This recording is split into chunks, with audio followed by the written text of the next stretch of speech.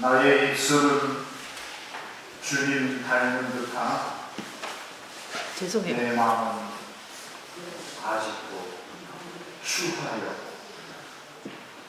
받을 사람만 생각하고 있으니 예수님 나를 도와주소서.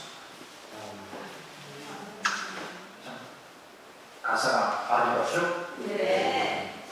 가사가 나를 다룰 게 아니라 그 가사에 여러분의 마음을 담아서 성령이 전해주시고 있습니다. 여러분 오늘 사도행전 독서를 읽으셨는지 모르겠는데 오늘 사도행전 미사 독서 내용에 베드로가 나와요. 근데 베드로가 8년 동안 중풍병에 걸려서 힘들어하는 에네아스라는 그 사람에게 에네아스 주님께서 당신을 사랑하십니다. 일어나십시오. 손을 잡고 일어났는데 그냥 중풍에 걸렸던 에네아스 치워요. 또 이제 베드로가 리다라는 가까운 근처에 왔다는 얘기를 듣고 옆에 있는 그 사람들이 베드로 사도님 빨리 와주세요. 우리가 함께 살던 다윗이라는 신도가 있었는데 그분은 평소에 아낌없이 나누고 자선을 하고 다른 사람을 도와주고 그 사람은 정말 그 공동체에서 늘 사랑받는 다윗 신자였는데 죽은 거예요. 그래서 베드로 사도님 와서 다윗 좀 자비를 베풀어 주십시오. 여러분 베드로가 예수님입니까? 신입니까? 우리와 똑같은 예수님을 믿는 예수님의 제자일 뿐이에요. 사도직을 수행하는 평범한 인간일 뿐이에요. 근데 이제 리다에 가서 베드로가 죽은 다윗 앞에서 기도하죠. 그리고는 다윗을 딱 쳐다보더니만 다윗아 일어나세요 그랬더니만 죽었던 다윗아가 살아납니다. 저는 어제 서울에서 마지막 비행기 9시 20분 비행기 타서 도착하는데 10시 반 도착하고요. 출근하려니까 11시. 씻고 하니까 11시 반. 그래서 딱 11시 반부터 12시 반, 딱 1시간 성취를 하면서 오늘 하기 성령기도에 갑니다. 주님 어찌하옵니까? 했더니만 사도행전 읽어봐. 브레이크를 봤더니만 오늘 베드로가 에네아스를 고치고 다윗을 살린 그 얘기가 사도행전만 읽어봐, 독서만 읽어봐 라고 주님의 성령께서 저희가 이렇게 예언 행사를 하실 건데 제가 그걸 받으면서 느낌이 뭐냐, 야 오늘 대박 터지겠구나 라는 생각이 들어요. 오늘 여러분은 중풍에 걸렸든 무슨 암에 걸렸든 아니면 자식새끼가 속색이든 아니면 부도 나가지고 돈이 없든 여러분이 어깨에 지금 이렇게 그리고 가슴속에 꽉 막힌 숨 쉬지도 못하고 한 걸음도 내딛지도 못하고 정말 삶을 지탱을 듣고 너무 힘든 여러분에게 교회를 통해서 사도 베드로라는 개인이 아니라 교회입니다. 그 사랑하는 교회에 주님께서는 성령을 보내주셔가지고 성령을 통해서 여러분 한 사람 한 사람을 향한 하나님의 그 자비, 그 사랑을 축복해 주시고 그리고 부활의 축복을 주시는데 병자의 치유뿐만 아니라 지금 죽은 정말 여러분 죽었다 살았다 이거 생물학적인 얘기일 수도 있지만 어쩌면 에제키엘 예언서에 보면 살아있는 사람이 산 게 아니에요. 걸어다니는 시체들이 걸어다닌다고 해요. 오늘날 요즘 우리 사람들이 정말 다 돈독이 올랐고 먹고 사는 문제 때문에 전부 다 감기 안에서 상처 안 받은 사람이었어요. 우울증과 무기력증과 정말 사람 만나는 게 이렇게 두려운 시대가 없었어요. 옛날에는 가난했지만 콩이라도 반쪽 있으면 나눠 먹었고 정말 아무리 농사가 힘들었고 정말 보리고기를 산다 하더라도 정말 함께 있다는 것 자체가 힘이었고 생명이었고 위로였고 희망이었는데 오늘날에는 차라리 나 혼자 무슨 일을 하지 저 사람들과 함께 한다는 거 이거 지옥이에요. 관계성이 지옥이 된 세상은 일전이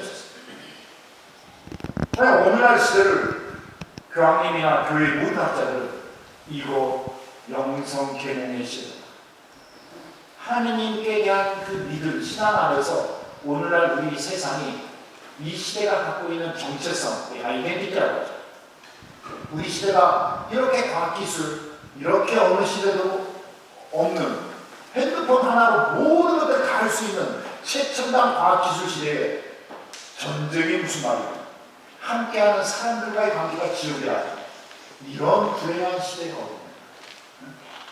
차라리 못 먹고 덜 갖추고 좀 불편했던 시대가 오히려 더 행복했다.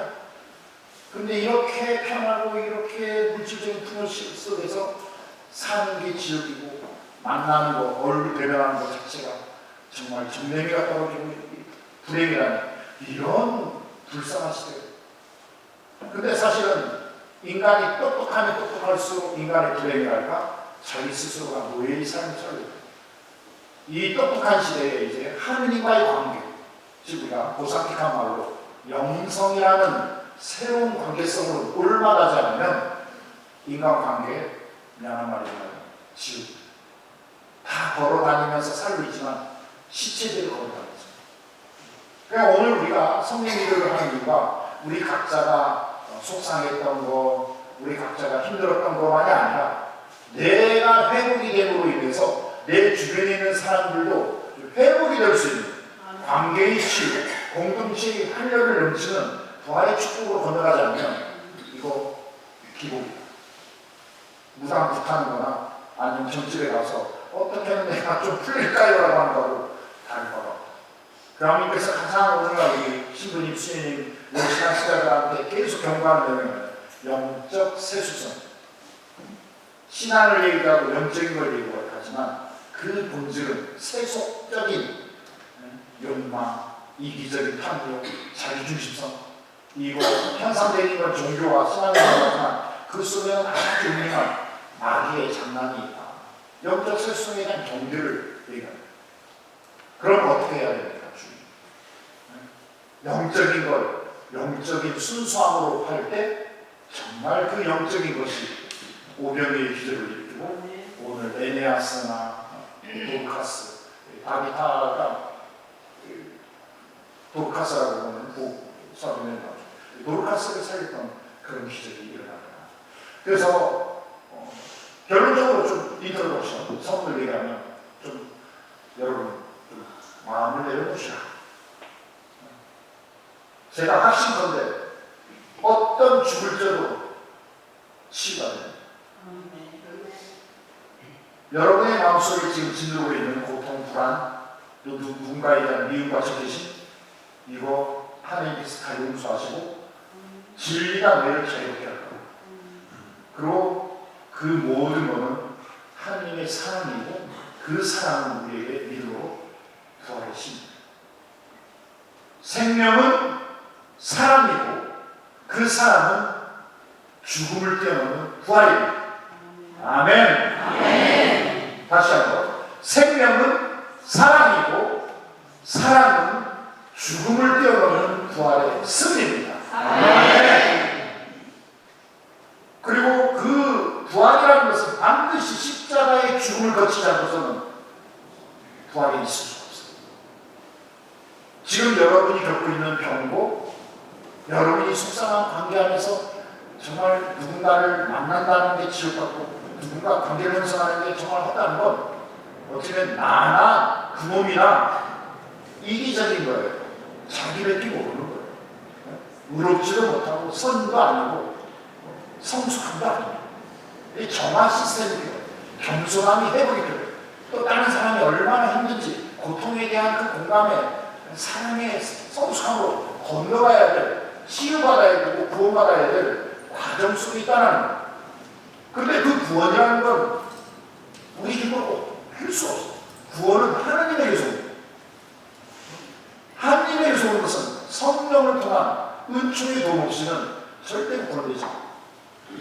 그러니까 내 자신을 위해서도 기도해야 되고 그 상대방을 위해서도 정말 기도해 주시고, 그래서 구약에서는 이웃을 사랑하라, 근데 원수를 미워해라 라고 했지만 나는 이렇게 말한다.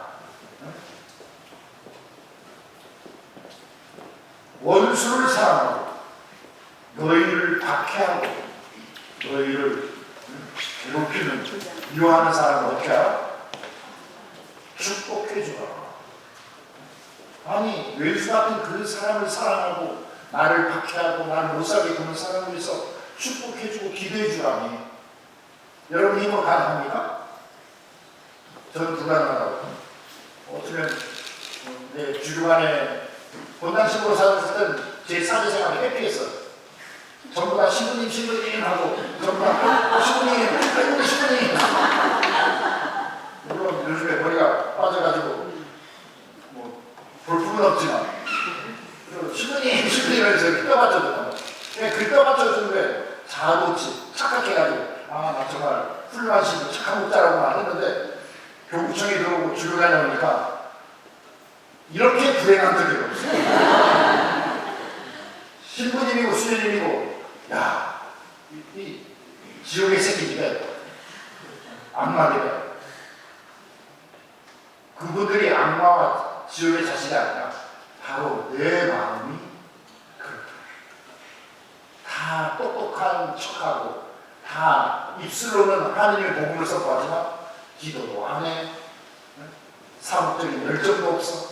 다른 사람을 위해서 목숨 바치는 헌신도 안 해. 즉 나의 판단, 나의 단죄, 나의 우쭐함, 내가 동료 형제들을 함부로 하는 거 아닌 내가 그런 평가와 단죄와 심판으로 만든다. 그런 판단이 생기니까 감정이 편하지마. 이게 누구 문제입니까? 신부님들, 수행님들의 문제입니까? 아니면 내 문제입니까? 내 문제죠. 내가 그동안 열심히 살아왔지만 그 열심은 자아도취였고 자기 착각이었던 거예요. 이제 나와 동급의 수평적인 관계에 딱 보니까 내가 얼마나 교만했는지, 내가 얼마나 자아도취에 살았는지 나를 객관적으로 알 수 있는 정화 시스템이 되더라고요. 여러분도 마찬가지예요. 이런 전환에서 보시면 그래서 요즘 제가 계속 기도하는 건 뭐냐면 신부님들을 사랑하고 수녀님들을 사랑하고 주교님을 사랑하고 내 가까운 사람들을 정말 존중해 줄 수 있다. 이해할 수 있다. 또 그들이 서로 인간적으로 인격적으로 뭔가 부족함이 있다면 나의 기도, 나의 관계성들이 그들의 사각지대라고 하는 그런 것들을 좀 사랑으로 생명으로 성숙함으로 채워줄 수 있다. 그게 뭐냐? 그게 바로 예수님인 거예요. 제자들로부터 대사들로부터 하나님의 백성, 이 세상 모든 사람들이 다 예수님을 만나면서 다 이기적이었단 말이죠. 근데 그 이기적인 것을 예수님은 단죄하신 것이 아니라 당신과의 관계 안에서 어쩌면 메꿔주신 거죠. 사랑으로, 구원으로, 은총으로, 축복으로. 그래서 결론적으로 오늘 성령 기도에 여러분이 청하는 것들이 청하신 그 본질적인 목적은 병치유, 여러분의 고민의 그 죽음과 부활, 이거는 나는 거저먹기다. 저는 거저먹기다. 왜냐하면 제가 이제까지 안수를 몇 명 했으며 기도회를 몇 번 했으며 성령께서 어떻게 작용하시는지 제가 감이 없겠습니다. 근데 병 고치고 뭐 죽은 사람 살리고 이런 물리적이고 이런 것들은 내가 다시 말하지만 그건 거저먹기다. 손만 대고 성령들이 탁하면 그건 쉽게 돼요. 근데 가장 어려운 건 뭐냐면 여러분의 마음을 돌리는 건 이건 정말 어떤 암 환자 고치는 몇 배예요. 여러분의 마음을 바꾸는 건 이거는 암 환자 고치는 데 몇 배 더 힘듭니다. 그리고 계속 얘기하지만 병 고치는 건 이거 어쩌면 명자 세수성이 될 수 있다. 병 고쳐서 뭘 또 이기적으로 살고 술 먹고 담배 피우고 또 건강해서 부인이나 주변 사람들 괴롭히고 그냥 안 걸려가지고 회개하면서 조용히 쳐다보고 가는 게 더 구원이 유익해요. 내용적으로 얘기하면.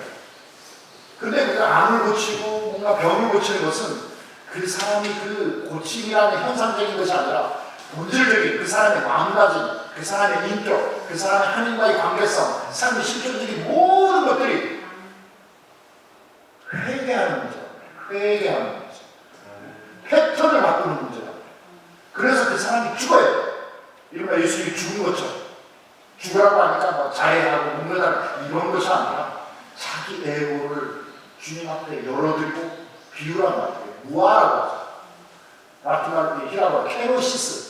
자기 비움, 자기 낮춤. 하느님이시지만 하느님 자리를 고집하지 않고 인간이 되어오시고 인간의 자리를 고집하지 않으시고 죄인이 되시고 죄인의 자리를 고집하지 않으시고 사형당에서 죽으시고 죽음을 두려워하지 않으시고 지옥에 내려가시고 지옥에 내려가서 그 모든 존재와 하나가 되면서 생명으로 용서로 구원으로 찬란한 하나님의 빛의 사랑의 신비로 이게 케노시스의 놀라운 신비란 말이에요.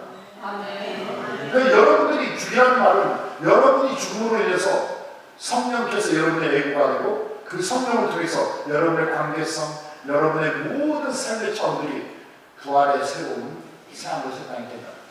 그거가 오늘 주 목적이지 짜잔하게 현상적으로 병 고쳐주세요, 돈 벌게 해주세요, 우리 아들 직장 다니게 해주세요. 그런 건 무당하게 가시라. 정치를 가시라. 그런 걸 나는 발로 안 써도 그 정도 돼요. 무슨 말인지 아셨죠? 네. 그래서 본질을 살아가자. 본질의 길을 가자. 되겠습니까? 네. 그러면 교황 프란치스코께서 요즘 담화 내용을 보면 사유성보다는 이뇨성을 계속 강조해요. 사유성은 뭐냐? 그냥 여러분들 미사, 그냥 고백사, 그냥 성의기를 참여해. 참여했다는 것 자체가 사유성이에요. 근데 그 교황님, 프란치스코 교황님은 미사 오는 거, 고백사 오는 거, 기도해 오는 거, 이거보다 더 중요한 게 뭐냐면 마음을 다했냐, 목숨을 다했냐, 힘을 다했냐, 정성을 다했냐. 똑같이 참여하지만 너 지금 분신 속에서 멍 때리고 있잖아. 아니 말 되게 많네. 하여튼 자기 이뇨성, 자기 마음가짐이라는 자기 패턴들이 계속 자기 중심적인 것들이 너무 강한 시대를 따라. 그래서 교황님께서 계속 얘기하는 게 뭐냐면 이뇨성에 대해서 바꿔라. 너의 마음을 다, 너의 정신을 다, 너의 생명을 다, 너의 힘을 다해서 집중해야 돼. 그리고 본질적인 거에 대해서 한번 던져봐. 위탁이라고 해요. 위탁. 그래서 제가 계속 열심한 신자분들한테 얘기하는 게 뭐냐면 열정과 위탁 사이라고 해요. 열심한 신자분들은 다 열정이 있어요. 다 열심히 편일미사하고 묵주려고 백학수 돌리고 레이저하고 뭐 꾸시려하고 뭐 엠믹하고 뭐 소금동치하고 생태연맹하고 뭐 교회 모든 거 다 해요. 그 사람은 슈퍼맨이에요. 근데 문제는 뭐예요? 한계는 뭐예요? 자기 열심을 끊어. 하느님이 중심이 되어서 하느님이 지금 하느님이 원하시는 뜻이 뭐지? 하느님이 지금 바라시는 의라선이 뭐지? 하느님 중심으로 계속 식별하면서 주님 이런 말을 해야 됩니까? 이런 감정을 가져야 됩니까? 이렇게 행동해야 됩니까? 주님 당신 지금 이 순간 당신이 나와 일치를 두면서 지금 당신이 원하시는 게 뭡니까라고 계속 식별하고 주님 중심의 삶으로 갈 때 이게 부활의 은총이 되는데 계속 뭔가를 하는데 자기 패턴에 갇히는 거예요. 자기 열심에 갇히는 거예요. 미안한 마지막 꽝.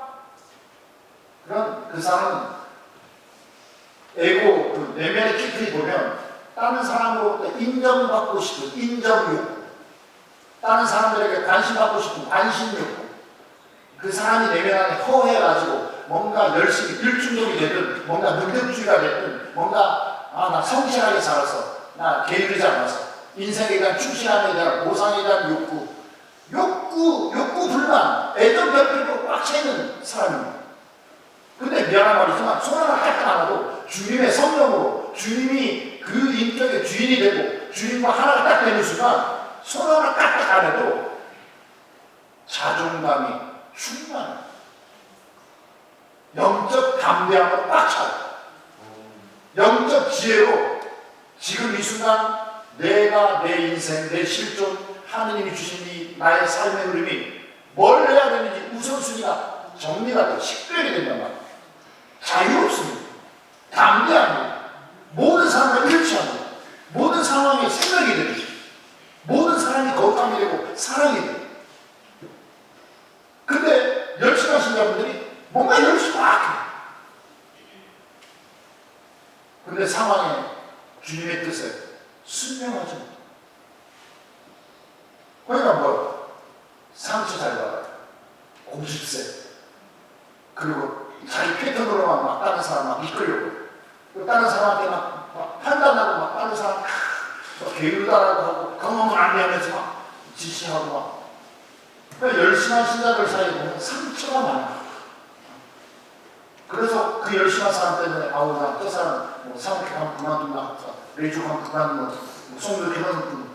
다 그 열심이 영적 세수잖아요. 성령께서 하시는 일이란 가장 본질적으로 겸손, 자비와 연민의 따뜻함이 있어. 그리고 뭔가 평화가 있어. 성령의 열매에 그 자유로움, 그 평화, 그 겸손함, 그 따뜻함, 이거 놓치면 미안한 말이지만 그리고 우리 엘리야와의 만남이 있잖아요. 지진도 아니고 뜨거운 불도 아니고 폭풍도 아니고 가장 미풍과 같은 따뜻한 기운에서 엘리야가 하늘을 나왔죠. 그 자기의 모든 가식적인 것들을 다 내려놓지.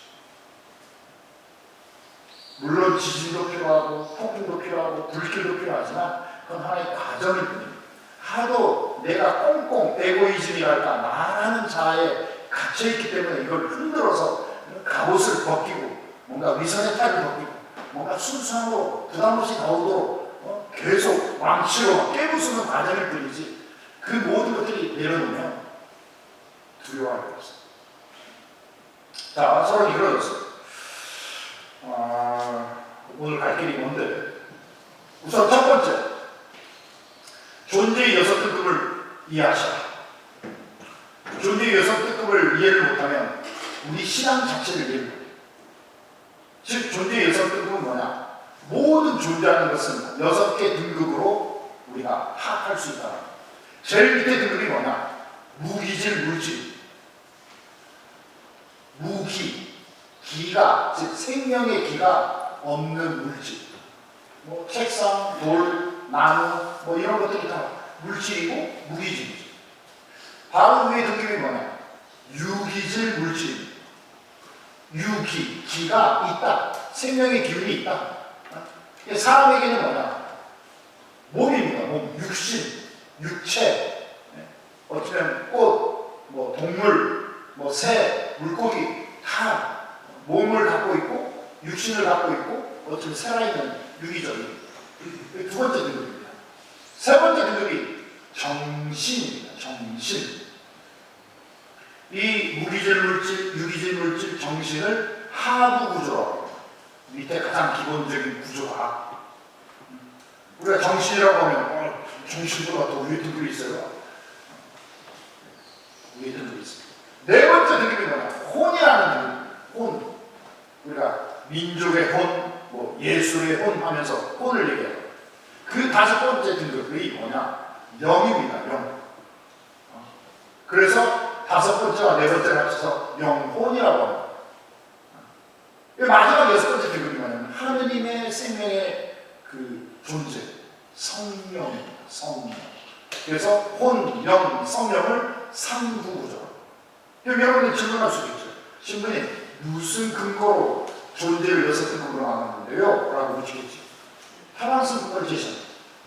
올라갈수록 통합적인 구심력이 강합니다. 통합의 힘이 커. 내려올수록 개체화되는, 분리되는 원심력이, 즉 개체화되려고 빠져나가려는 원심력이 강해. 자, 구체적인 예를 들겠습니다. 하나의 돌덩어리가 있어. 이 돌덩어리 스스로의 힘으로 갈려서 다른 존재와 하나가 될 수 있는 이게 스스로의 힘으로 가능하냐? 아마 굴르고 풍화작용에 의해서 깎이고 수십만 년이 걸릴 거예요. 자기 스스로의 힘으로 다른 존재와 하나가 되기 위한 그 시간과 그 에너지는 수십만 년 걸려요. 자, 두 번째, 인간의 육신이라고 했던 몸. 몸이 하나 되는 거, 뭐 부부관계, 남녀가 하나가 되기도 하고, 아니면 우리가 뭐 요쪽으로 있으면, 아니면 한 줄로 없어. 서로 어깨동무 해보세요. 하나 되보세요. 하면 서로 어깨동무 할 거예요. 근데 지금 이 하나님 성장에 있는 지금 80년대, 80년대 하나가 됩시다 하고 와서 하게 되면 이거 일어나서 막 우왕좌왕 하면서 어깨동무 해야 될 건가, 손을 잡아야 될 건가, 이거 100명도 안 되는 사람이 하나가 되는 게 얼마나 힘든지 모릅니다. 자, 세 번째, 정신등급. 그래서 정치 얘기를 해야 되나? 자, 민주당 지지자 이쪽으로 앉으세요. 국민의힘 지지자 이쪽으로 앉으세요. 팍팍 갈릴 거예요.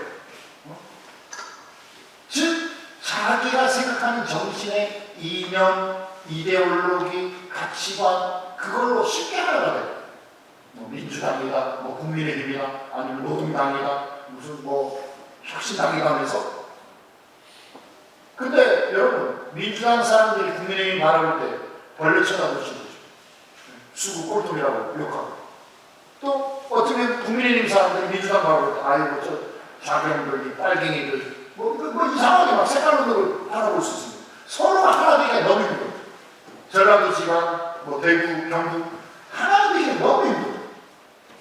정신이라고 해서 쉽게 하나가 되는 게 아니에요. 어떤 그 정신의 가치관, 이데올로기에 따라서 너무나 분리돼요. 하나 되는 게 너무 힘들어요. 자, 민주를 흔들어. 2002년 한일 월드컵 때 외국 사람들이 보는 한국 사람들은 다 또라이였습니다. 전부 다 붉은색 옷 입고 붉은색 모욕탕 타올 닮은 거 하나 들어가지고 2시간 동안 이걸 하는 거예요.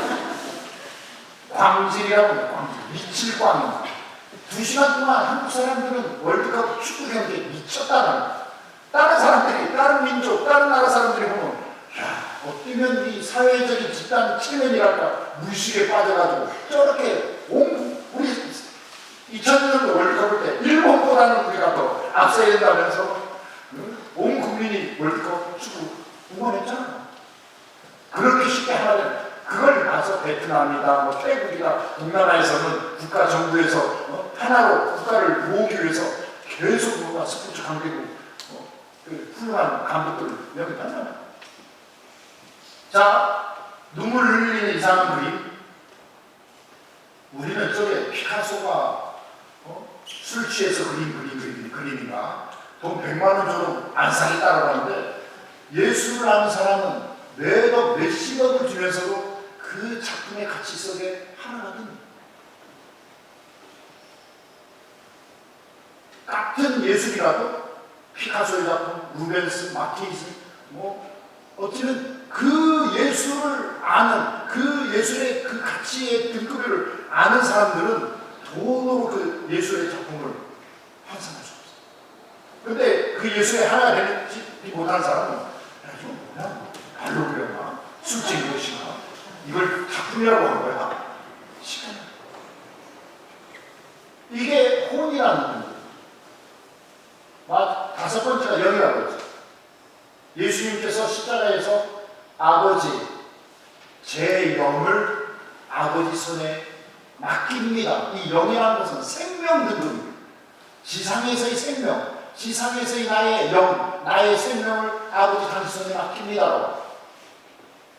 그 람페투사라고 유럽에 보면 아프리카 사람들이 시리아 난민이나 전쟁에 사람들이 전쟁을 피해서 내전을 피해서 막 유럽으로만 난민 해온단 말이에요. 배 타고 막. 근데 한 꼬맹이가 이 배에서 부모님한테 떨어졌는지 한 꼬맹이 투구둥가 이름이 파도에 밀려서 모래사장에 따랐어. 119 구조대원이 그 아기 시신을 안고 하염없이 울면서 모래사장에 올라오는 그 사진이 전 세계 모든 사람들한테 애기가 무슨 죄가 있냐, 이거 난민에 대한 전쟁에 대한 빨리 평화에 대한 정말 모든 인간이 인종과 종교와 민족과 국가를 뛰어넘어서 생명 앞에 우리가 뭐 하는 거냐 지금. 이게 연극. 하물며 말 못하는 짐승들도 우리 요즘 반려견이나 무슨 뭐 동물 학대에 있다면 어쩌면 엄청나게 국가에서 벌 때리잖아. 생명을 함부로 경시해? 생명 앞에는 어떤 이유도 할 수가 없어. 이게 영입니다. 자, 마지막으로 성령입니다.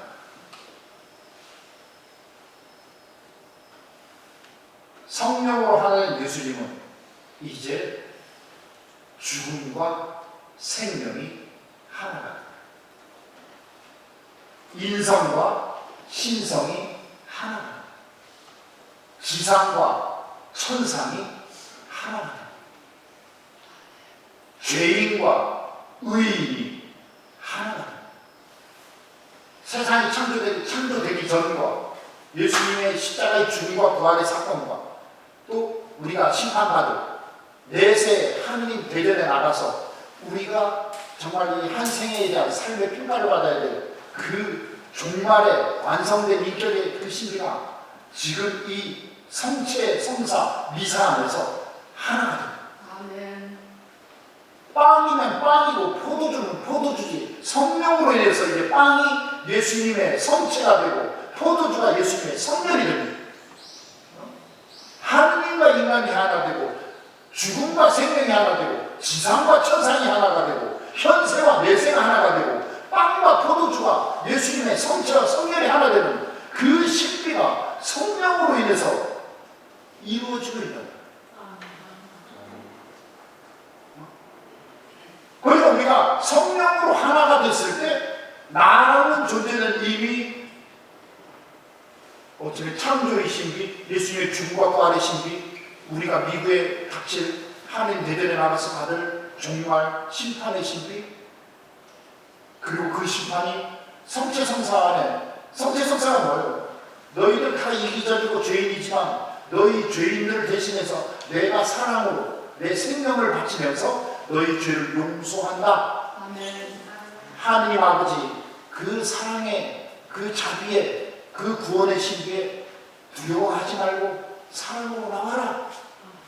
성령으로 지금 십자가의 제사와 부활의 놀라운 구원의 신비가 이 오늘 이 성체성사 미사대전 안에서 바로 너희들의 죄를 대신해서 내가 십자가 희생 제사가 그대로 성령을 통해서 재현되고 있고 너희가 이 십자가에 나의 생명을 바치는 그 대속제물로서의 사랑으로 너희는 용서되었고 내가 부활하여 새로운 신적 생명 거룩한 존재가 된 것처럼 성체를 영한 너희들은 이제 신적 하나님의 아들 딸이 되고 용서받은 구원의 새로운 사도가 되어 가서 복음을 선포하라. 복음이 뭡니까?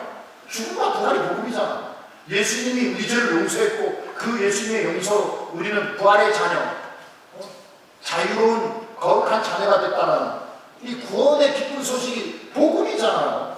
그 복음을 말로 떠드는 것이 아니라 미사성체 안에서, 미사성자 안에서 성령을 통해서 지금 예수님 십자가 사건과 부활의 사건이 빵은 우리에게 먹힙니다. 예수님 죽어요.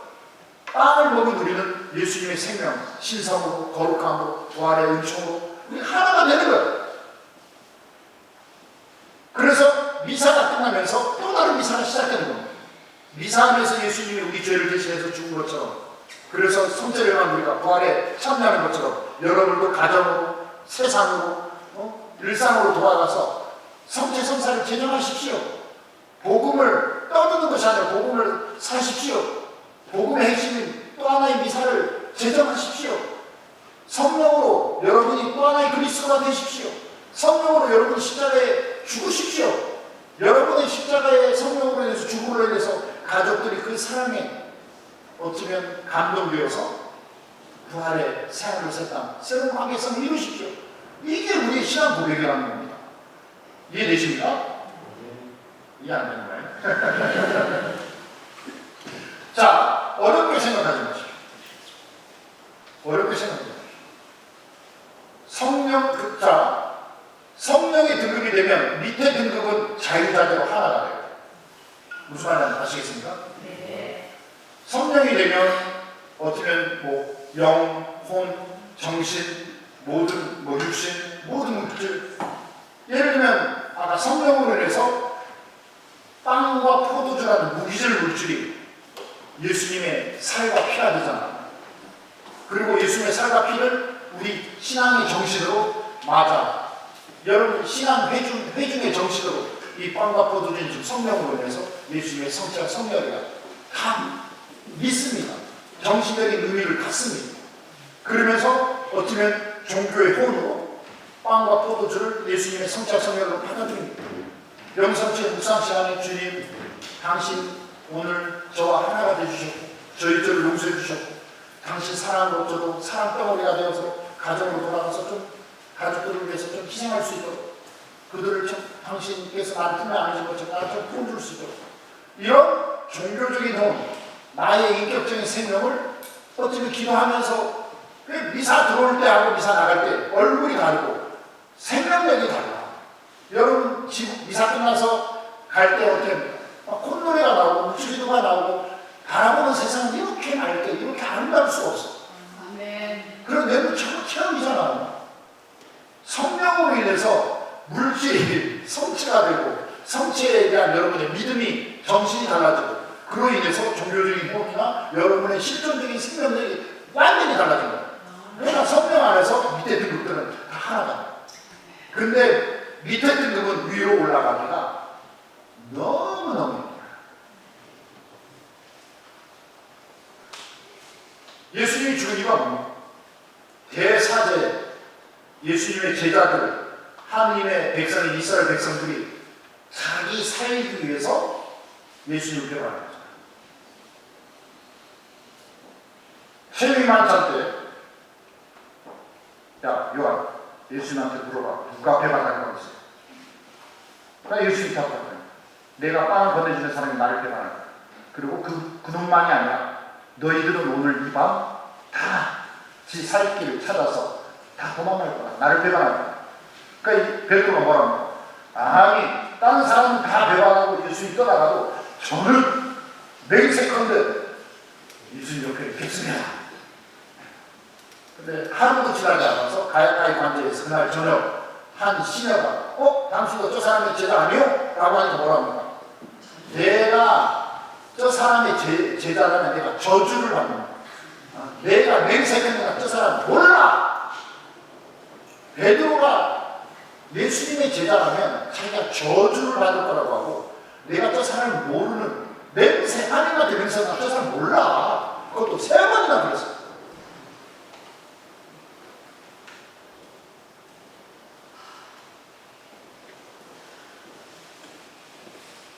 그런데 그런 베드로가 어쩌면 베드로가 오늘 에니아스와 다비타를 성령으로 말미암아 병을 치유하고 죽은 사람을 살립니다. 이게 어떻게 가능하는 거예요? 우리에게는 죄책감이라는 게 있고 수치심이라는 게 있어요. 죄책감은 자기 개인이 혼자 그러지 말았어야 되는데라는 어쩌면 자기 양심의 그런 죄책감인데 수치심은 야, 너 저주와 맹세가 아니면서 우리 스승님을 너 그렇게 배신해? 그것도 3번이나? 너 이런 나쁜 제자 너 그러면서 예수님의 으뜸 제자라고 지금 납죽거려? 옷 벗어? 제자직 그만해? 이럴 수 있잖아. 어쩌면 정신적 가치에서. 근데 예수님께서는 성령을 통해서 요한복음 21장에 보면 베드로야 너 나를 사랑하느냐? 내 양들을 잘 돌봐. 베드로야 너 나를 사랑하느냐? 양들을 잘 돌봐. 계속 성령을 통해서 베드로가 갖고 있는 그 정신적인 자기 스스로는 예수님이 부활한 예수님이 나타나니까 어쩔 수 없어. 이 지구만이라도 도망가야 되지. 자기가 그 저주와 맹세까지 하면서 배반했던 그 죄를 벗어날 수가 없어요. 베드로 힘으로. 그러나 예수님은 부활한 예수님은 성령을 통해서 그 정신 속에 있는 분열된 자, 죄책감과 수치심과 자기 스스로가 용납하지 못하는 이 모든 걸 용서해 주셔요. 새로운 관계로 부활의 신으로 이끌어줘. 어쩌면 우리 성령 기도회가 왜 중요하냐? 이 성령을 통해서 우리 자신이 갖고 있는 죄책감, 수치심, 자기 스스로가 자기를 욕망 못하는 과거의 그 어둠들, 타락들, 이런 것들을 성사를 통해서, 오늘 고해사 이런 열심히 했잖아요. 아마 고해사 보신 분들은 지금 내가 아까 뭐 고백했더라? 기억도 없을 거예요. 고백성 사실 들어오기 전까지만 해도 자기 죄책감, 누군가에 대한 미움, 삶의 무거운 것도 크게 했는데 성령으로 고백성 딱 가보니까 나 무슨 죄였더라? 기억도 없어. 신자분들이 아이고 신부님 나 고백한 거 다 기억했지. 여러분 제 들은 거 기억하면 제가 가만 살 수 있겠습니까? 누구 뭐 아이고 저 무슨 죄진 새끼 아이고 저는 누구 뭐하는 제가 얼굴을 편하게 볼 수 있겠습니까? 근데 성령으로 말미암아 정신의 그 누군가를 판단하고 평가하고 이런 것들이 다 정화돼요. 다 치유돼요. 다 기억 하나도 없어. 물론 찌꺼기 남아있는 것도 있습니다. 근데 그게 전혀 영향이 없어. 오히려 감동을 받습니다. 여러분 죄 고백사나 상담 면담할 때 야, 이런 죄를, 이런 자기의 실존적인 삶을 눈물 흘리면서 회개하면서 하면 정말 그 감동의 감동. 성령께서 이 사람을 이렇게 자기의 수치스럽고 자기의 죄를 이렇게 사죄를 통해서 성사해서 이렇게 깔아줄 수 있다. 그거는 그 사람을 질타하고 아유 이런 삶을 살았어라는 판단 단지가 아니라 성령 안에서 인간을 이렇게 회개의 존재, 숭고함의 삶으로 이끌어가는 감동. 그래서 기억이 납니다. 그래서 어떤 수다를 보게 되면 그 사람의 과거가 기억나는 게 아니라 저분은 정말 성사 안에, 성령 안에 정말 살아있는 생활을 몸부림치는 신자구나라는 오히려 제가 더 겸손하게 되고 더 그분을 따뜻하게 기도하게 되고 이렇게 되는 거예요. 질이 다르다. 결이 다르다. 자, 다시 한번 오늘 뭐 핵심 강의는 존재 예수님입니다. 그래서 제일 밑에는 우리 존재, 그 다음 인간의 육신, 세 번째는 인간의 이데올로기라고 하는 가치관, 정신, 하부구조다. 정신세계 여러분들 얼마나 생각이 많아요. 그 생각이 여러분들 얼마나 또 스트레스 받아요. 또 생각 때문에 관계성 안에서 아이고 어떤 새끼 어떤 새끼 죽을 새끼 하면서 얼마나 관계가 지옥입니다. 오늘 그거는 하등 구조다. 하등 구조. 인간으로서 그냥 정글과 같은 생존의 사회 안에서 그냥 죽지 못해서 살아가는 그냥 물리적인 법칙의 그냥 존재다. 하는 거다. 그 위에 좀 들고 올라가면 혼, 민족을 생각하고 국가를 생각하고 어쩌면 우리 6.25 뭐 사상 또 역사의 지금 뭐 동화 어쩌면 우리 민족이 뭐 200개 중에 어떤 국가에 못지않게 우리 조상들이 국가와 민족을 위해서 정말 숭고함을 그 민족의 돈, 그 조상들의 이걸 우리가 한국 사람이라면 다 훌륭한 조상님들 덕에 우리가 제사를 드리고 유교 안에서 딱 하면 이게 다 하나가 되는 거예요. 근데 그 위에 우리 민족만 민족이나 우리 국가만 국가다. 다른 가난한 국가, 다른 민족들은 우리가 우습게 있는 거예요. 아니잖아. 영이 그리고 그 위에 지상 삶만이 아니라 이제 지구와 우주 그리고 창조와 어쩌면 현세 시간과 공간을 뛰어넘는 영혼 그리고 뭐 이런 모든 하느님과 우리 피조물과의 관계 안에서 오는 이 모든 관계의 일치를 통해서 영원한 생명, 구원의 생명, 참된 어쩌면 신성의 우리 자녀들 이미 미사 성자 안에서 교회 안에서 영원한 생명의 그 놀라운 생명력, 삶의 자유로움과 그 충만한 그 의미성들을 우리가 늘 성령 통해서 호흡하고 체험하고 깨닫고 느낀다는 거죠. 그리고 성령 기도가 그거를 생생하게 여러분들 안에 신앙생활 안에서 교회 안에서 한다는 거죠. 자, 그래서 이제 짧게 10분 안에 이제 정리를 하겠는데 성령께서 이렇게 우리 교회 안에 임재하시게 되면 개인에게는 성령 칠을 개인 은사를 주고 공동체 우리가 혼자만 있는 게 아니라 늘 관계 속에 있기 때문에 관계성의 봉사를 위한 성령 뜻은 9가지를 줍니다. 개인에게 준, 즉 세례 성사를 통해서 우리 하나님의 자녀가 되었고, 세례 성사 전에는 어땠습니까? 나의 주몽, 나의 실존이 신이었어요. 내가 중심이었어요. 근데 세례 성사를 통해서 하느님이 중심이 되고 신앙이 어쩌면 내 삶의 근원이 바탕이 되는 거다. 그런 세례 성사를 통해서 이제 하느님 자녀가 되었고 하느님 중심의 내 실존이 됐는데, 이 실존이 견진 성사 안에서 어쩌면 하느님의 자녀야 그 자녀에 걸맞는 삶의 우리가 동일시라고 하죠. 아이덴티티라는 말, 이걸 번역하면 정체성, 너는 어떤 정체, 어떤 신원인데, 어떤 존재인데,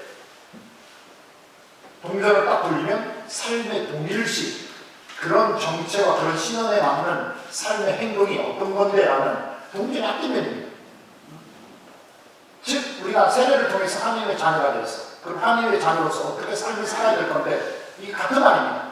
아, 하나님의 자녀로구나, 그리스도를 따르는 그리스도의 제자로구나. 근데 그리스도의 제자, 하나님의 자녀들은 도대체 어떤 삶을 살아가는데요? 삶의 동일시가 딱 나오는 거죠. 그래서 사실은 세례와 견진과 영성체는 인문성사라고 하나예요. 세례 받으면서 하나님의 자녀가 되었고, 그 자녀가 어떤 삶을 살 수 있는지 그 능력의 선물을 주는 게 견진성사라는 거예요. 그리고 그 견진성사가 되기 전에 그 사이에 성체성사가 같아요.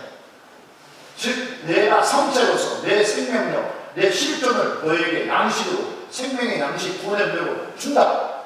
그래서 나와 하나가 돼요. 그렇다면 지상에서 모든 삶이 신적 권능, 신적 능력의 그런 자녀로서 살 수 있는 모든 능력들, 삶의 차원들이 열린다. 그래서 세례성사, 성체성사, 견진성사, 하나의 성사라고.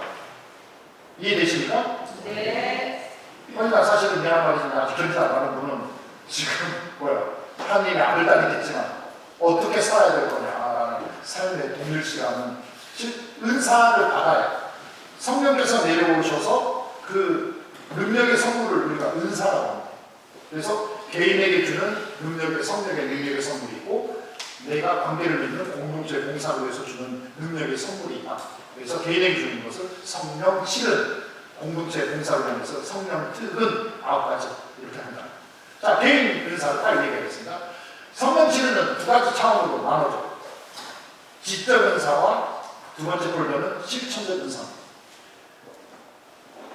지적 은사는 뭐냐? 첫 번째, 지식의 은사입니다. 즉 하나님에 대해서 지식 정보가 입력이 돼야 돼. 교리를 통해서나 강론을 통해서나 평화방송, 평화신문, 여러 가지 잡지, 또 사람들 신자들 간의 그런 많은 대화를 통해서 여러 가지 방법을 통해서 하나님에 대한 지식이 쏙쏙쏙쏙 입력이. 이게 첫 번째. 그래서 신앙에 대한, 하나님에 대한, 초월적인 것에 대한, 종교에 대한 이런 정보가 입력되는 은사, 이게 지식의 은사입니다. 두 번째는 통달의 은사. 들어온 지식들이, 신부님 강론 들으니까 이제 우리 신앙이 뭔지, 교리에 대해서 깨닫게 됐습니다. 정리가 된 수다. 통달. 감 잡았어. 이 말. 깨달았어. 정리가 됐어. 이해되십니까? 오늘 여러분 성령 기도에 지금 제가 강의를 하는데 알고 있는 내용도 있고 단편적으로 알고 있는 것들이 있는데, 1시간 동안 강의 들으면서 이제 커다란 목걸이가 되는 거예요. 구슬이 딱 단편적으로 있었는데 하나의 목걸이가 되면서 구슬과 딱 됩니다. 그러면서 이제야 좀 우리 천주교 교리에 대해서, 신앙에 대해서, 성령에 대해서, 죽음과 부활에 대해서 좀 감 잡아주수다. 이게 통달의 은사라는 거. 되시죠? 세 번째, 의견의 은사입니다. 우리는 왜 성령 안에서 성령과 일치가 돼서 선택을 해야 되고 결정을 해야 돼요. 가족들과의 관계 안에서나 직장 안에서나 만나는 모든 사람의 일상이 매 순간 선택과 결정입니다. 그런데 그 결정이, 선택이 자기 인간적인 욕구, 이기적인 욕망으로 되고 있습니다. 그러나 서로가 늘 탐욕의 선택과 결정이 되다 보니까 상처가 되고 죄가 되고 악이 되고 하나님의 뜻에 어긋나 뭔가 결과가 상당히 안 좋다. 근데 성령을 통해서 하나님의 뜻, 하나님이 의와 선으로 우리가 선택하고 결정하게 되면 그 열매는 성령의 열매고 상당히 실존적인 활력, 자기 자신에 대한 충만함, 그리고 다른 사람에 대한 구원의 유익함과 선이 다 이보다 더 하나가 될 수 있는 게 없어요. 이보다 더 생명으로, 거룩함으로, 충만한 활력으로 넘치는 게 없어요. 그래서 선택을 잘해야 되는데 그 선택을 결정하는 것은 의견의 은사. 주님, 이 순간 어느 걸 선택해야 될 텐지 당신의 의견, 당신의 뜻을 깨우쳐 주십시오. 의견의 은사. 그러니까 지식이 있어야 되고 뭔가 깨달음이 있어야 되고 별도대로 이렇게 하면 좋겠구나라는 성령의 은사로서 의견의 은사가 되죠. 네 번째 은사는 뭐냐면 슬기의 은사 또는 지혜의 은사. 일상 자체가 매 순간 응용입니다. 선택하고 결정하는 게 큰 선택, 큰 결정만이 아니라 그냥 모든 것들이 선택과 결정이고 그게 응용이고 그게 일치입니다. 그래서 매 순간 하나님의 뜻을 일치하고 응용하고 하나가 되는 은사, 이게 슬기의 은사고 지혜의 은사입니다. 이해되시죠? 그래서 지식의 은사, 그리고 통달의 은사, 그리고 의견의 은사, 그리고 슬기, 지혜의 은사, 이 네 가지를 지적 은사로. 즉 사람에게 있어서 머리 두뇌가 가장 중요해요. 머리가 이제 마비돼 버리게 되면, 뇌성 마비되면 인간이지만 몸뚱아리는 혈액순은 되지만 인간으로서 삶을 살지 못합니다. 마찬가지로 신앙인으로서 어쩌면 지적 은사가 활성화돼야 신앙인으로서 자율성, 그리고 연결성, 그리고 하루하루 변화되는 변동성이라고. 즉 행복의 3대 요소가 세 가지로 나옵니다. 첫 번째 자율성이에요. 하나님 우리 한 사람 한 사람에 대해서 종으로 노예로 하는 것이 아니라 자녀로 인격적 자율성을 준 거예요. 그리고 그 자율성은 매 순간순간 변동, 성장, 성숙하는 거예요. 변동성. 우리가 점점 약해지고 작아지고 사라지면 이건 뭔가 행복하지 못합니다. 끊임없이 나선형으로 활성화됩니다. 그리고 마지막에 연결성. 자결자만 아니라 하나님과의 관계, 나와의 관계, 세상과의 관계, 다른 이들과의 관계 안에 일치를 이루는 이게 행복 3대 요소라고 하잖아요. 그러기 위해서는 먼저 내 자신이 아까 지적 은사가 있어야지. 이걸 두 번째 폴더가 뭐냐면 실천적 은사. 아는 거를 실천해라. 첫 번째가 뭐냐면 굳셈의 은사. 즉 지적 은사로 알고 있는 것들을 상황이 좋든 안 좋든 교회에서든 교회 밖에서든 가정에서든 직장에서든 즉 항상 굳건하게 알고 있는 지적 은사들을 실천할 수 있는 굳건한 믿음이 담겨 있는 거죠. 굳셈의 은사. 여섯 번째는 뭐냐? 효경의 은사. 효경은 뭐냐면 하느님을 아빠, 부모님으로 여시기 때문에 부모님께 효도하는 마음으로 그 하느님의 뜻을 실천해야 되는데 그게 뭐냐? 바로 사랑이라는 거예요. 그래서 하느님께 효도하는 사랑으로 내 이웃을 내 몸과 같이 사랑하는 애덕의 은사, 실천적 봉사의 은사, 나눔의 은사, 이거를 효경이라고. 자, 저 사람은 항상 굳건하고 그리고 늘 베풀고 사랑이기 때문에 어떻게 사람들이 박수 쳐주니까 우쭐해요. 그래 마치 내가 뭔가 되는 것처럼. 그래서 마지막 개인 은사의 완성의 완덕의 방점은 경외의 은사입니다. 공경하다 할 때 경자고 두려워할 자 외점. 하느님을 공경하고 하느님을 앞에 그 공경의 두려움이 나는 당연히 해야 할 일이 있을 뿐입니다 라는 겸손, 절제, 모든 덕의 완덕은 겸손과 절제. 겸손이라는 단어가 후밀리타스입니다. 후밀리타스라는 그 어원이 보면 후무스라는 단어에서 나왔어요. 후무스는 번역하면 먼지라는 뜻입니다. 흙이라는 뜻입니다. 이 후무스 단수인데 이걸 복수로 하게 되면 호모가 됩니다. 호모는 뭐냐? 사람이잖아. 사람아, 너 착각하지 마. 너는 먼지들, 흙들로 된 존재야. 네가 지금 똑똑하고 돈 벌고 건강하고 아름답고 다른 사람으로부터 각광받아서 잘난 줄 알지만 너는 결국 한 줌 흙으로 돌아가. 우리 김양 펠스에 돌아가 우리 그 성령님들 찬양 인사하시는 아고 알렉시우 형제님 아버님이 지지난주에 돌아가셔서 하나님께 했는데 화장 막골 하늘이라고 합니까? 그걸 갖고 막 눈물 흘리더라고요. 나한테 물어봤어요. 왜 슛을 왜 울었는데?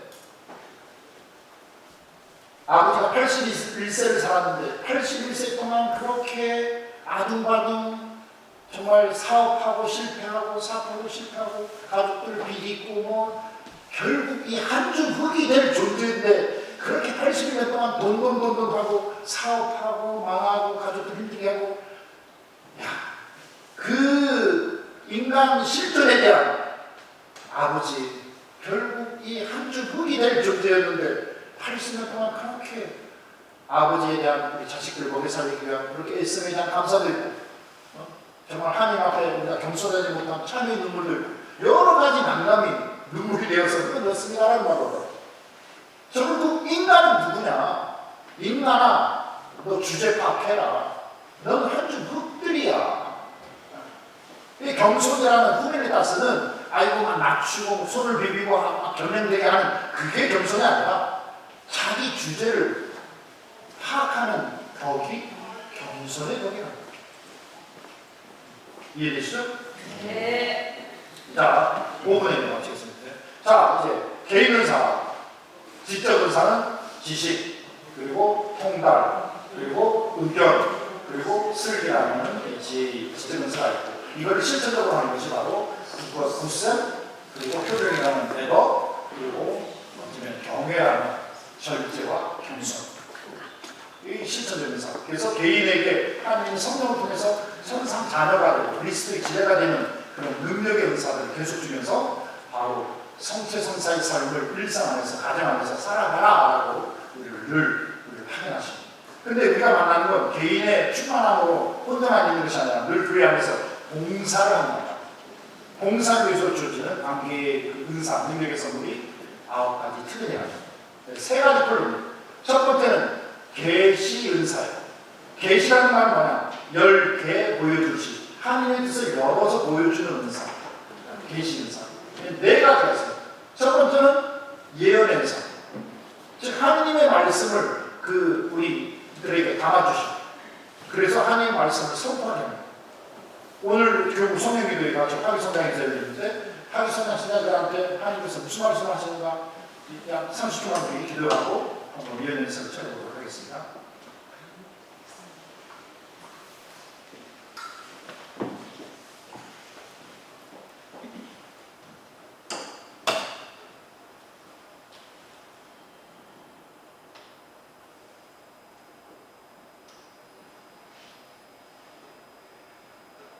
자, 눈 떠보시고 어떤 글자가 보입니까? 아니면 어떤 목소리가 들립니까? 아니면 어떤 영상이 보입니까? 예언에서는 상당히 여러 가지. 제가 방금 이렇게 눈 감고 주님 성령을 통해서 우리 교육기도에 참여한 이들에게 예언의 말씀 나눠주셔야 됩니다. 젊은 게 딱 떠오르는데 두려워하지 마라. 두려워하지 마라. 두 번째는 내가 사랑한다. 너희에게 희망을 준다라고. 그러니까 이렇게 한국말로 예언을 드리면 에이 신부님 그거는 성서에 써진 거 아니고 그건 누구든지 자기 생각으로 말할 수 있지 않습니까? 그래서 두 번째 계시사가 뭐냐면 신령 예언의 은사가 있어요. 신령한 성령의 언어로 예언을 해주는 거예요. 자, 한번 이제 신령한 예언을 해보겠습니다.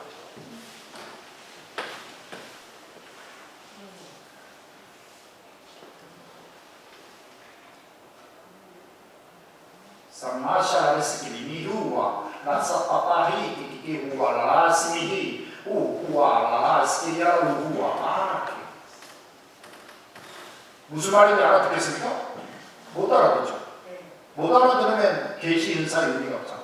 그래서 세 번째 은사가 뭐냐면 해석의 은사라는 게 있어요. 알려준다. 우리가 알아들을 수 있도록 해석해주네. 그리고 네 번째가 뭐냐면 그 해석이 성령에서 온 거냐 아니면 자기 생각으로 말하는 인간의 영이냐 아니면 인간의 약한 영을 통해서 들어와서 분열시키고 어떤 하나님의 뜻에 반하게 하는 그런 암령의 소리냐 영식별의 은사가 네 번째가 있습니다. 그러면 이제 잠시 친구 가운데 방금 제가 신령 예언을 하는데 그 뜻이 무엇입니까? 라고 해석의 은사를 잠시 청해볼게요. 여러분 한번 신부님 금방 10년 예언하셨는데 신부님의 그 예언의 뜻이 무엇입니까? 회색 연산 얘기해 주십시오라고 청해 보시기 바랍니다.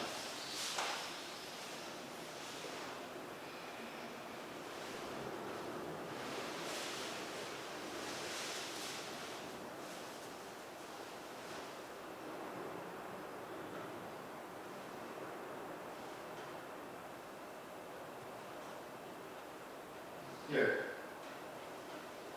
놀라워요. 아까 제가 신명에 했던 그 은사들은 두려워하지 않아.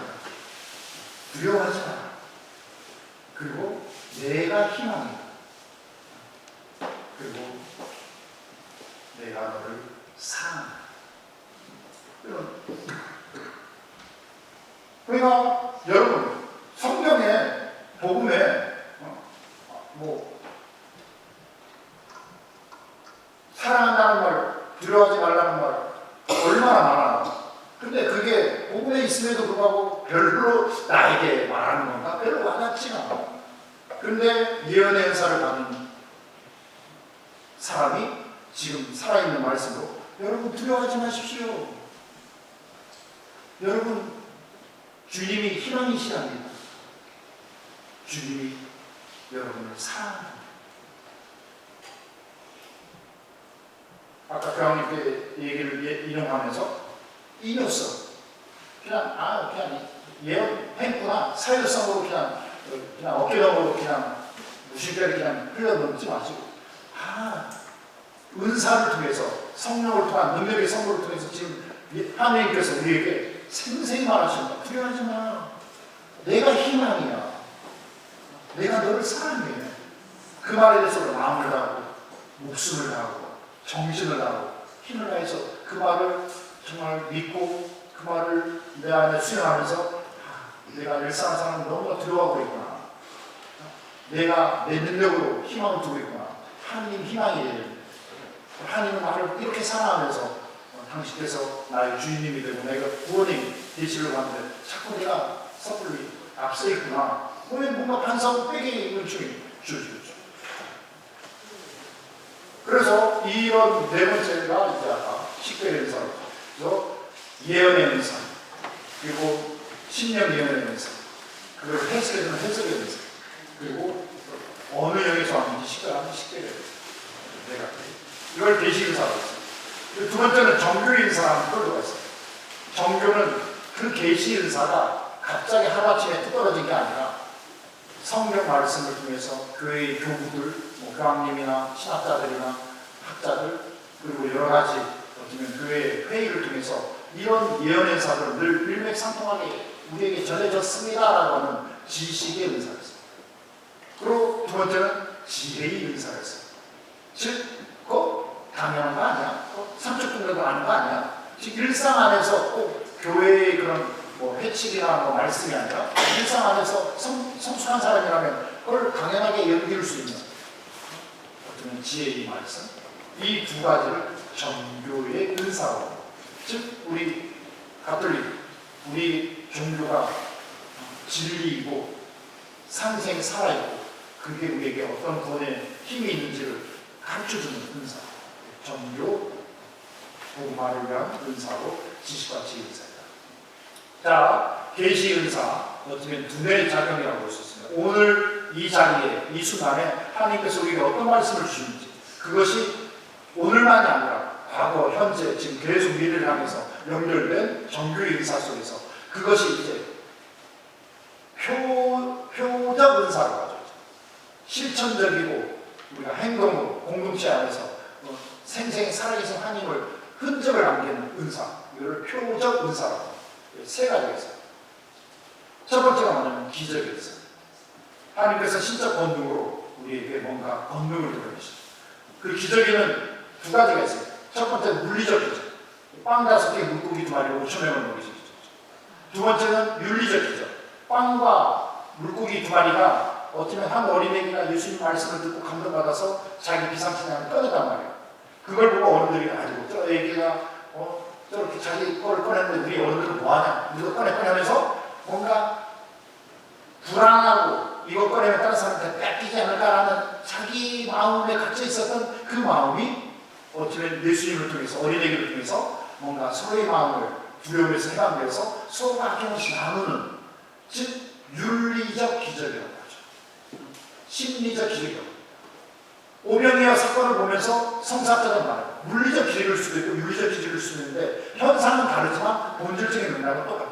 예수님이 성령을 통해서 그런 모든 자기 안에 갇혀 있었던 이걸 꺼내는 순간 내가 뺏기지 않을까, 내가 굶어주지 않을까, 인간적인 두려움의 생각을 뛰어넘는 신적 공동체로 변화시킨 그 힘은 바로 성령이고 바로 예수님의 인격이라는 것이죠. 그래서 오늘 이제 아까 말했지만 병 고치는 거, 죽은 사람 살리는 거, 이게 가장 하는 물리적인 기적은 이건 가장 하느님의 기적이다. 오히려 마음이랄까 그 사람의 그 신념을 바꾸는 건 이게 더 어려워요. 그래서 물리적 기적은 아까도 말했지만 손만 대고 성령께 의지하고 성령께 이런 오픈마인드 하면 그냥 쉽습니다. 그런데 이거 마음을 이 마음을 열게 합니다. 마음을 바꾸는. 그러니까 물리적 기적이 어려운 거예요. 왜? 마음을 못 열었는데 마음이 동화되고 마음이 전적으로 위탁하면서 주님께 이렇게 적극적으로 협조해야 돼요. 예를 들면 시체 나누는 게 쉽습니까? 아니면 아픈 사람 나누는 게 쉽습니까? 시체를 나누는 게 쉬워요? 아픈 사람을 나누는 게 쉬워요? 아픈 사람 나누는 게 훨씬 쉬워요. 시체는 손 하나 딱 하고 완전히 이걸 막. 근데 아픈 사람은 어떻게든 조금 이렇게 나누는 사람은 돈 들어가요. 이 말이 뭐냐? 여러분 마음이 동의되어서 지금 성령을 통해서 신도님을 통해서 은사가 활성화되도록 내 마음을 열어드립니다. 내가 협조를 합니다. 하면 이거 기적 거저먹힙니다. 근데 그래 나 가만히 있을 테니까 내 안 붙여봐. 나 가만히 있을 테니까 돈 1억만 한번 땡겨봐 하면 이거 와 이거 미쳐요. 이거. 능력이 없어서가 아니라 동의를 해요. 무슨 말 알겠습니까? 그래서 제가 우리 일주일 전에 월요일날 그리고 그 전주 월요일날 두 번에 걸쳐서 우리가 기도회를 했단 말입니다. 하기 우리가 봉사자 기도회 예언 행사를 하고 하면서 하늘 막 축복이 막 날아다니는 여러분 병 고치고 막 여러분이 마음속에 불안한 엄청난 축복이 막 우리는 봉사자들이 야 하기 성령님들 대박이겠구나 하면서 막 흥분됩니다. 왜? 성령께서는 기적의 은사부터 시작해서 못하는 게 없는군요. 그때 가장 문제는 뭐냐? 그래 내 마음을 열어라. 이거 미쳐요. 미쳐요. 무슨 말 알겠습니까? 오늘 다른 거 다 잊어버리고 마음을 열자. 그리고 성령을 통해서 정말 주님이 내 주인님이시고 내 아빠이시고 두려워하지 마. 내가 희망이다. 그리고 내가 너희를 사랑한다. 이 예언의 말씀을 정말 신뢰하면서 주님께 온전히 신뢰하고 열어드리고 이렇게하자. 그때 여러분이 갖고 있는 지금 어깨에 가슴 속에 먹먹한 모든 세상 살아가면서 들어온 불안함과 우울증과 적개심과 모든 것 이런 거 우리 제주도 사람들이 갖고 있는 가문이 뭐예요? 먹다 보면 먹게 되고요. 하다 보면 하게 되고요. 살다 보면 살게 됩니다. 일도 하다 보면 하게 되고 인생도 살다 보면 살게 돼요. 다 지나가. 그런데 가장 큰 문제는 마음이야. 아이고 난 못 먹는다. 아이고 난 못한다. 아이고 난 못 살켜. 그럼 진짜 못 살아. 그래서 마지막 표준 은사의 첫 번째가 기적의 은사. 두 번째는 치유의 은사. 치유는 세 가지 치유가 있습니다. 육체적 치유, 그 다음에 심리적, 내적 치유, 그리고 영적 치유. 악마나 악령에 의해서 부마자들이 있죠. 그런 것도 만들고 부마 치유합니다. 그런데 기적과 치유의 차이점은 뭐냐? 기적은 반박해. 시간으로 그냥 수만 대떨리면 그냥 모든 물리적인 거나 모든 것들이 확 일어나는 이걸 속도가 즉답입니다. 치유는 뭐냐? 조금씩 육체적 치유 조금씩 그리고 심리적인 거 조금씩 그리고 구마치유도 1년 동안 이렇게 계속. 그래서 어쩌면 성령 기도의 가족들 보면 보통 치유의 은사를 많이 받죠. 왜냐하면 아까도 말했지만 우리 생활이고 인격이면 이건 습관이에요. 기도회를 꾸준히 참여하면서 조금씩 기도하는 습관, 하나님께 주도권을 내드리는 습관, 또 세상 살아가는 것들이 내가 신앙이 아니라 하나님이 신앙 안에서 우리가 이렇게 조금씩 성장하는구나라는 치유현상을 많이 주시는 거예요. 기적현상은 그거 함부로 줬다가는 손 하나 까딱 안 하고 그것도 복권, 경마장 이거 죽는 것보다도 해가 많습니다. 기적현상. 마지막 세 번째 은사, 표현은사 뭐냐면 믿음의 은사. 어떤 상황에도 흔들리지 않아요. 하느님이 살아계시고 하느님이 생명이고 그 생명은 사랑이고 사랑은 죽음이고 부활이고 사랑은 영원하고 사랑은 자유롭고 평화고 이 모든 것 안에 믿음의 은사를 딱 갖는 순간 이 모든 게 하나. 그러니까 어쩌면 은사의 최종 방점은 믿음이죠.